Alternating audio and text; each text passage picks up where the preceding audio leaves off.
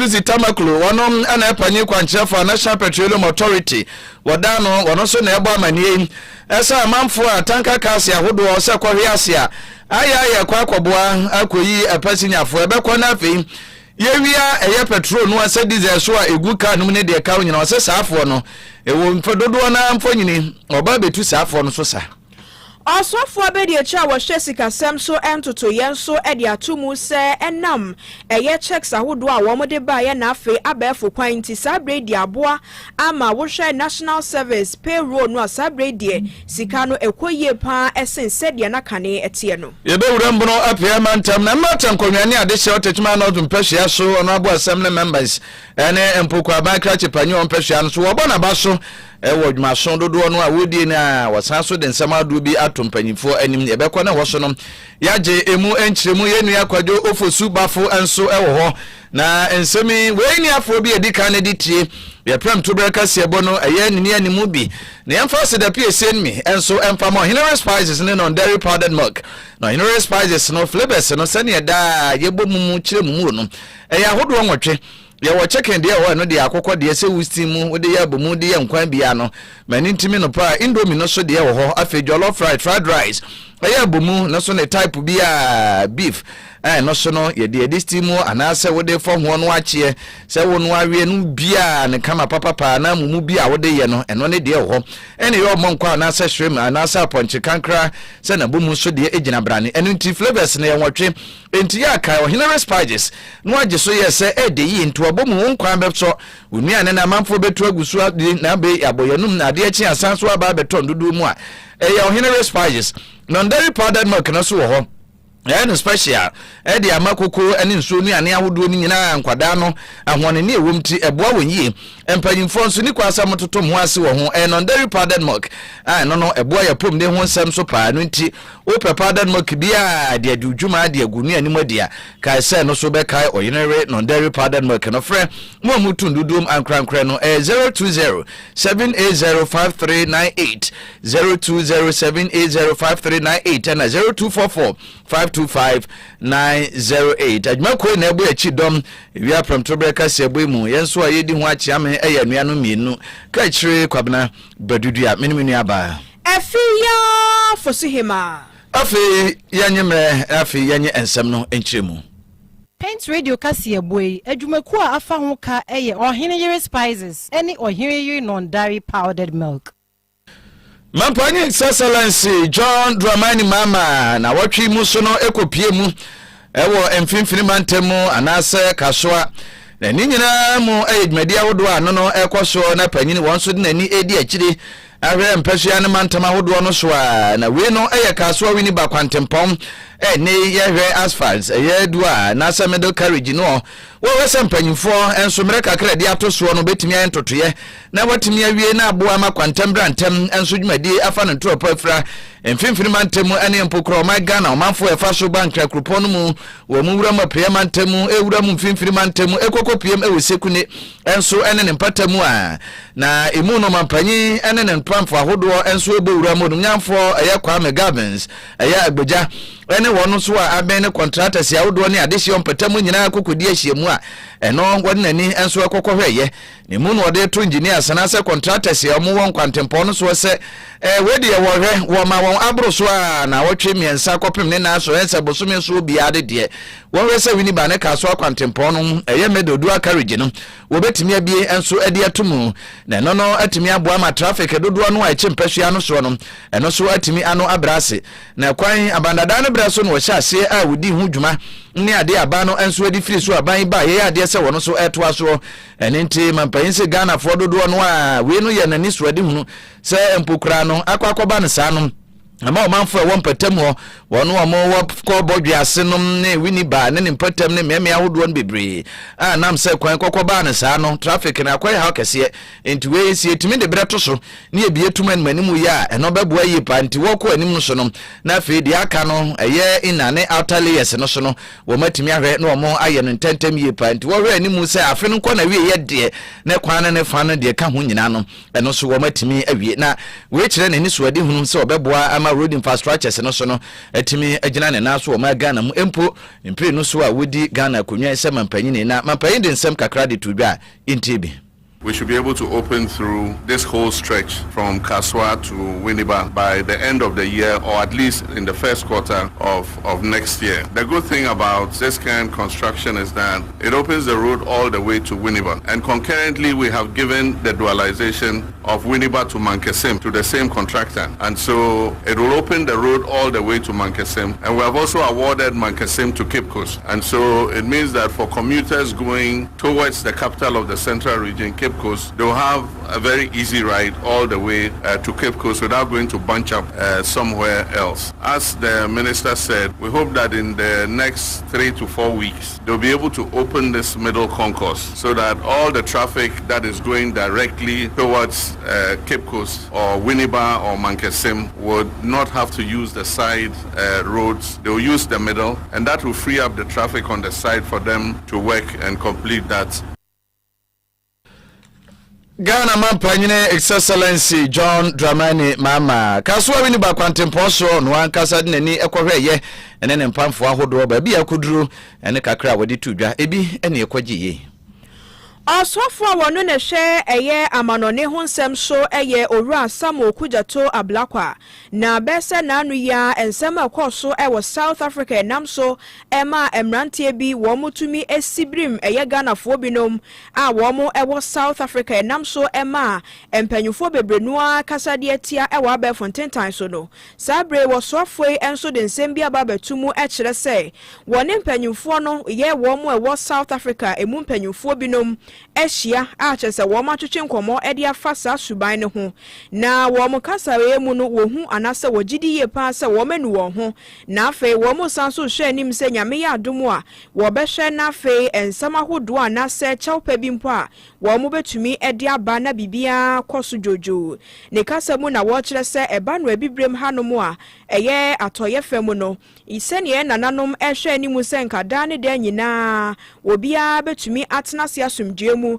na yehwe emre bia etwa mu sene mpanyufo binom ekon ya senka wo mu benya fa hodie na nyame aya adom yenya ne saa na so ebibrem ha to ya famu aya ya ho ena chese ye twa chese ye kuntokwa no a wo kire se ankoye kura wo de sansem wo nyina tudwa emra wo mkokohia mu ewo enkramponi mantamu na wo kasa edi afasa video si eho yenkonkotie nsem wo soafo no edi tudwa.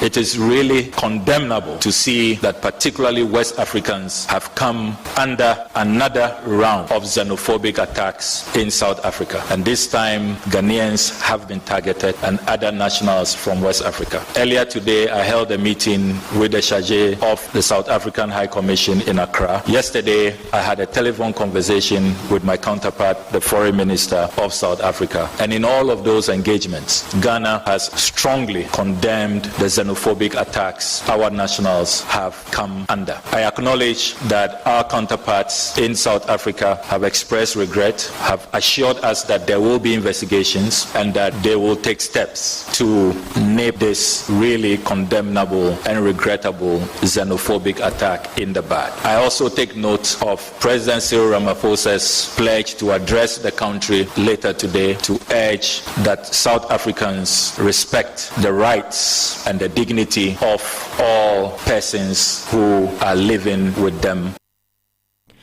Weye oswafo a wohye amanone ho ensensem eso wononyamfo Samuel Kujato Ablakwa. National Petroleum Authority emupanye kwanchefo ne onumnyamfo Eduzi Tamaklo ene wade kokobo ma Ghana de hye enkankan wase ade bi wo ho a akoso a ne nimpanyimfo anto na mom na ya nhyase ya anchichichi binom amemra ene wo mania saa niema no ekoso ebim kura kofa ho konya nkwansia ekonya omo kofikwa mu wo wabra eni kwa senke koba ne saa no Eduzi Tamaklo na ekasa se ene no senkwansia si wone de agya ba bi omramfa ho nsam so ho no edi ne dwuma ne kase no a eninti ho na ne wo kandefa senkwansia dodo no de etasisi a behwe ne nkrofo akọ obi kura asabe prafo ne nipa no kura bi a wakama wotea no waya wo kwa akọboa de sisi nkro nketua mu ni bia nkwanche nkro de dada highway mu no wo be temamfo ewo ka mu ene de ka yanya nkwanhia no aya wo akọboa mi aye prafo wo be no no so emu ene wo kwa konunu ekọ bokro no no ready to tamako chilem se wo tanka kasia ene tanya nkwanhia ene ene dodo no a wo se hospital no aye kuma sense wam kwantempo ya so Uberre na chasa amanfo obekọ ma mepanyimu pa dukubonmu efrantuma no fa hemane na da fam krikri wokọ hia wokọtwe petru yesi bia pai yeso nti won so kwa akoso bi wose sa ne man yakokọ okoso a ama bim kura ho a asisi simiamia uberre na kai eja kotom na bi mu so kura famu ahye ahwere wo mu nkwa Ghana ho abakwasema yekuro dudu on bebre mu ntamu a akoso anenso wose dudu na anyai eni ntine wo mutu anamom ama ne wone Ghana Police Service aka bomni agencies yahodo mo ka bi wo mu no ama video surveillance team no ebetu ana mo ama petrol cars say diesel say kerosene gas mu bia ebeto ho a amanfo bekọ seye kwakọ wia anase ye kwakọ twifu dodo na ye petrol ni diesel no ama saafo no emra ene o madipa se de se ne fata enti wo se hospital no bebre dodo no de ye nsawo nkuase kwantempo sa corridor no so ebi kura aka insha dan hwe ase bebre ebi kura akwa se asikwam ene anya chia no ho kakra bi ye ne amanfo abodi wo bekọ timamfo anadwo ebi mu sheda kura bon ka no ho ebi su kura ka na kwoto femu a ebi leakages baabi na esone kono na amanfo dententen de yegina mu a ye atwe enti ose saafo no emra ene o mo ba be di papa na doctor ebusa no say ne we no kwan be na abefa so mo be sheda ko video sa ankrofo no wo se sende nchiri mu ode ma ye nie. Whenever there are tanker accidents, our people will move from their home with gallons, they could 4 gallons. They are going to punch a hole into the tanker and begin to siphon the product. That is barefaced stealing. And because you are trying to punch a hole, ignition, the next thing is boom, and everybody is gone. So for the media here, we want you to use your platform to help us educate our people that when you see a tanker accident, please don't go near it. Don't go and pick your buckets from the house to say you are going to fetch the product. You are inviting death to your home. It's unfortunate our people do this. We have also decided that all the accidents, we are picking the video recordings and giving it to the Ghana police to identify the known faces for arrest and prosecution. Because we've seen that in particular communities from Nsawam to Kumasi, anytime it happens within that stretch, there are some gangs who do those operations. And so we are also getting the police to monitor and effect arrests for the purposes of prosecution. Enia yakoti ye NPA panye kwanche forum nyamfo Godwin Eduzi Tamaklo. Oswafo abedi echira wono na hwe sikasem so ensensem so eye Owura Thomas Nyako Ampem wakasa kire se sabre esan hwehwe ahodo a controller and Afia Accountant General's Department no woma ye no enam so masabre National Service Authority wo mu payroll no kane sika na wo mu etua etumi kwosoro a bese 1.6 billion Ghana cedis no sabre de hwan abafom kra 700 million Ghana cedis pe na ne kasamu ena wo kire se we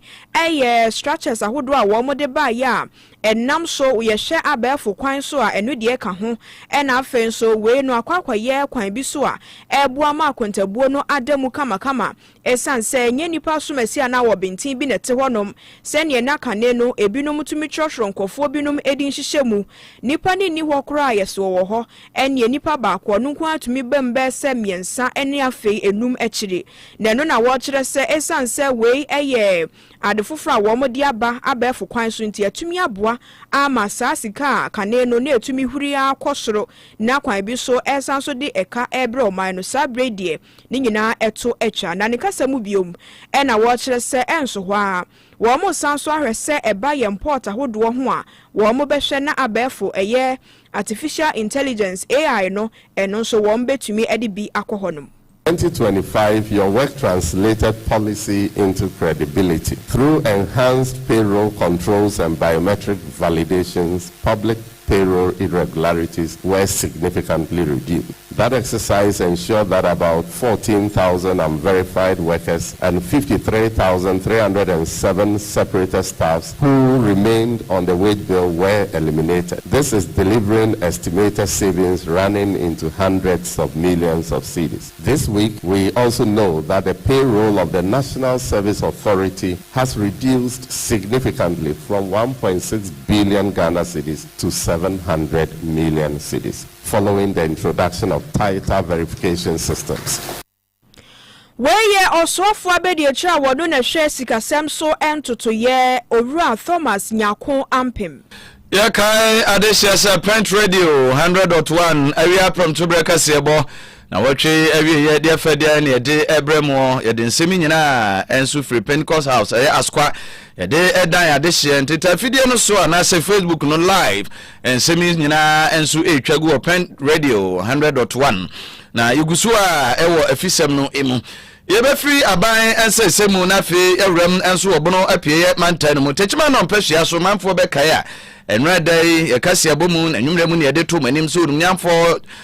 Adom Kamla Johnson awo ya ban crutch panyin da mpehia no so project ahodo no akọkọso nyina wode nani enso adidi de akiri ne wokọkọ hweye ewu nkrutu ahodo bi te se Kudmasi area 2 say unique classroom blocks ahodo anya no so nko bridge so ho ko so kokwago che compound no ho ene bo adan mu nyina nyambe kire no bo ho eno yatunu ho na matan konwadwa wo boye abo no abo abaso pa sede abandada ne ye wo baye wo to aso won so de odi aka ho ne ade nyina no nti na emom agya sede nananom temamufo ka no ye de ade bio de mahoho nanika ente se temamufo no nti ono abo mo ye no omo srese dodo no a we animu no sra hode de ma won se won fa bi emra empesua no so na mpanyisi ye pawade suma ya cheche ne ekobusa no yenu ya kwadwo ofosubafo kwadwo ewa ahoma no so Asta FM Chichiman kwadwo ne di akire ewo nto aboimu ye kọ na sede nananom kan ye ne temamufo so ade sede ode to no abo anim no watwa ho mfonyini amaye hello kwadwo otie nka Print Radio pam to beka se bosuni ma hen ye ja kwani kase gidi ese kwadwo ho ye pa ngopon adomu ne kuma mo ye pa yo kwadwo we de bedi nka da se enso no mre ne ebre abonya de amaye na we de ese wono abonto abomu se de mukokọ miame ahodo na udi akiri na namso abono ababa so temamfo srese empuntuo no dodo na amra kwadwo twa ho mfonyini maye ye be matiefo aha de abakase boy so se de wodi kan de ne num nsem no aba no na otwe mu eye ukade etwa mu yi oforoso botumi da na toso aduru mienu na Techiman of DC oman penenam sini odumonyamfo Adom Kwabra Johnson fato no so se wone nsentrofo aye wo Techiman na mpatam benante na empuntu juma omampani John Domani mama edman sini ne share ne nsa no watumi aye no ye de ani akwa akohwe ne enso aka ho nse me de akira mansam wo hu se adwuma no awo ye no ene adwuma mampani de ahye ne nsa no wasi mampani na mu eye ne se de se na efata ene nti wohwe mu a kwakukuara no yesi mu anopa no ye bo apro enkuto ahodo mu hwe projects ne mu akese be se nwotwe enchemu pre ho ne se Afia 2025 no District Assembly Common Fund na ebae no mansini no edis wani se obeye projects bi ntie no ene edi eno kohwe no enchemu e ho no 2026 nso no empenifo gwambo aso a projects ahodo a eno nso etwa so ye no ye ne sa 25 no se okokuni masi area 2 a wasi 6 unique classroom block e ho eno ntie mu kakre ho ne se community no we ni di kan a omo asi aban school dan enti no mo problem mo pa se o mutwa kwan eko far distance ansana students no atumi akonya school akọ enti ho nananom ebo na baso ye free ho no ye ton so eko bridge so e ho nso wasi 3 unit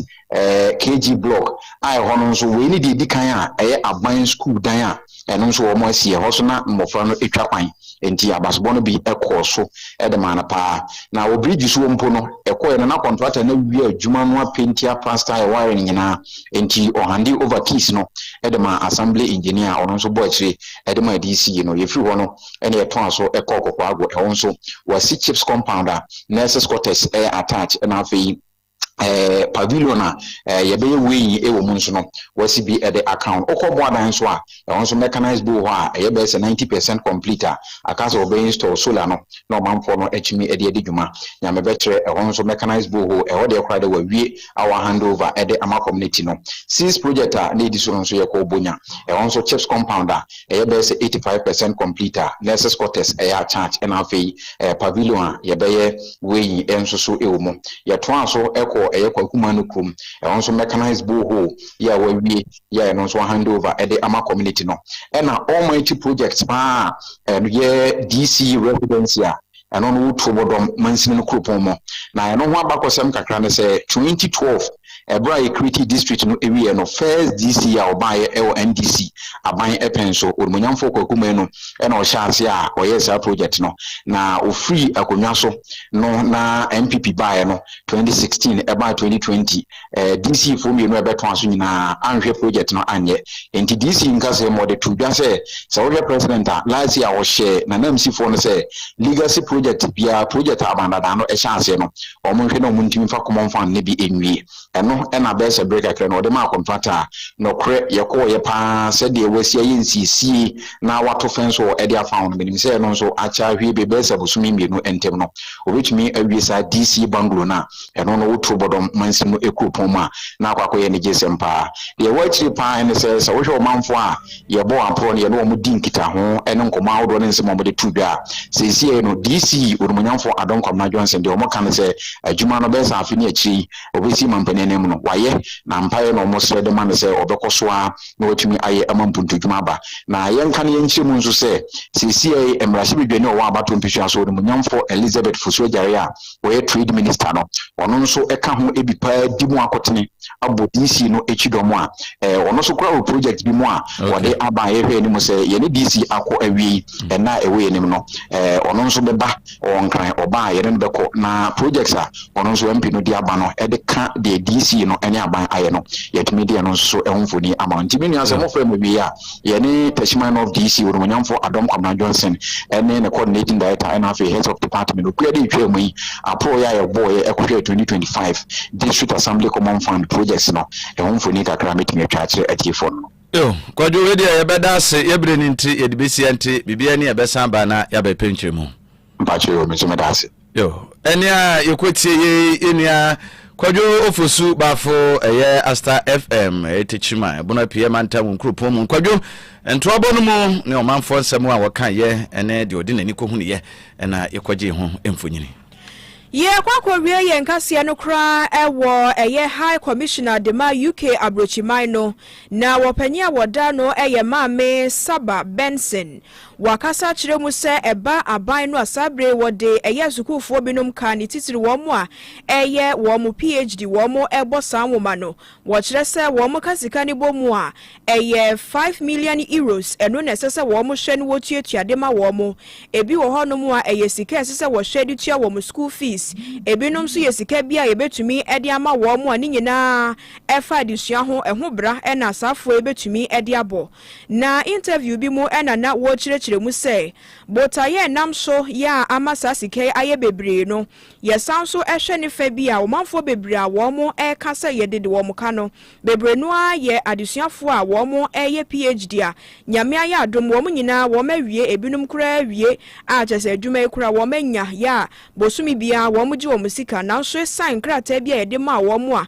na edi adanse se ye hwe afa sika eka edi ama wo mo efa wo madisua ho nti no ene emfa won se wo mudi mfisia no be de wo ho a se ne ensem no esifa ka e wo letter ni mwanu a ne sese wo mo nsa eka sei na ye mami edi nchiremu no etuja. We have people who completed their course maybe in 2023, but they claim that the award letter promised to give them stipends, and so government owes them stipends, but they were supposed to have completed in 2023. In fact, the PhD cohort, we owe them about £5 million, which includes tuition and stipends. And the leadership, if you look at the leadership of the PhD students, at least them once I met when they threatened to protest last week, they have completed. The leadership that I met, the president, my own good friend Bansa, he's completed, defended his thesis, his colleagues have completed, but they are waiting for stipends. Some of them have even started working already. They are already teaching in universities here, but they're waiting for taxpayers' money to offset their stipends for them. That is why I believe the new law, Section 31 of the new law,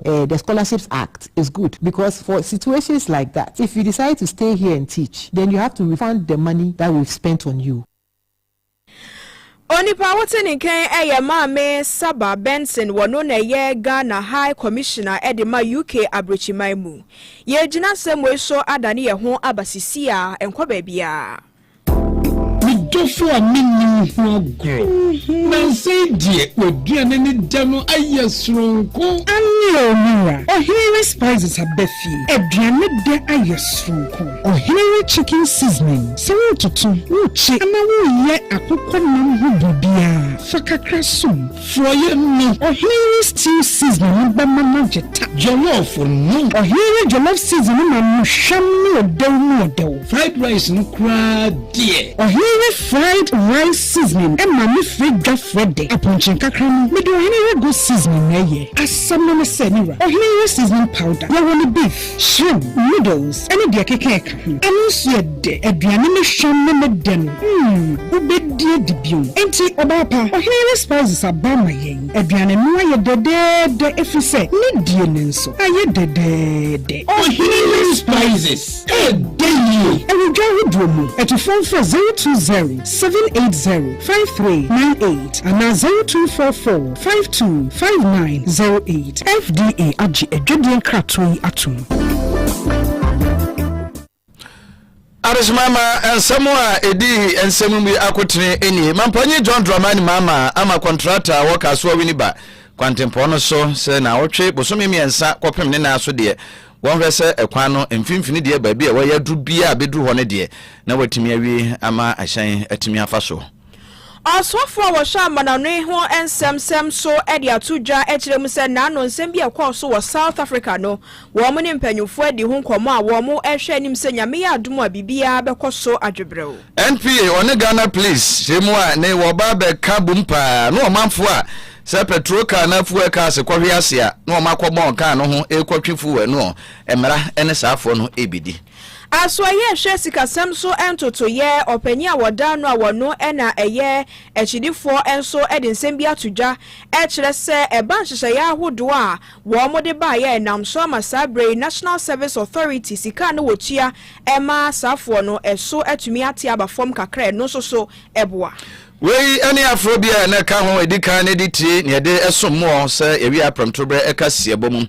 Na aseda PSC bi ewumu a yemfa bi emo hene spices ne non dairy powdered milk spices ne de ese ne da ye boma mane no yo flavors na hodo wonwatwe chicken wo ho noodles ho ye ndomi de papa bi jollof rice fried rice yo stew anase mumu ne de bia beef so se enam no mu bia ponche de ho monkoso de papa bi eninti se wonkwa no ebeso fam na amamfo adi abomra ne se ma mi nkwan me yirin kwan ne bomu esofe mesna pia de ye bekwa dia biasa ba bitu aguzu adi ndudu mu a ni nyina yo ohenere spices etini kwase ma bi mpan wo bomu ni wonkwan bi a wo ye no na se indomie no bomodien ohenere non dairy powdered milk no so ewo ho a ya ma mpanyimfo nkoda nyina na mapomde ho nsem ntie special nutritional value no ade se wo soro pa eninti kokwa aduane mpampa otubi no wanyanya no so nko wheat rice water no ani tea brown nyina no wodi bi egumu a eye kama yie to wodi otwa wuti anopa wi anwumira ahwese non dairy powdered milk no de wodi begum eye ohene redie na daroma ene boy chi dom dodo mu frɛ 0207805398 and 0244525908 aseda bi ewo mu a enwuram ewo newsroom kwabena usu adiomi mame amaboama omso keka ne masie ni eboa yi emensemi nya hoden edebai ye content afidie no so brother justice ono so na Facebook live ya de se wotwa yitumu etoto niema amansa nya bitie nya bi hweye enam ne nsa so enaja ono so ohoma oginam no so adua yi hu so etra so hu soro yenom so awia ye de nsemi ba ye no eye nuanu mienu Kaakyire kwabena badudua menimi nuaba Afia Fosuhemaa. Bema de hye nyina mo hnitia adena. Paint Radio Kaakyire Badu, adwumaku a afa ho ka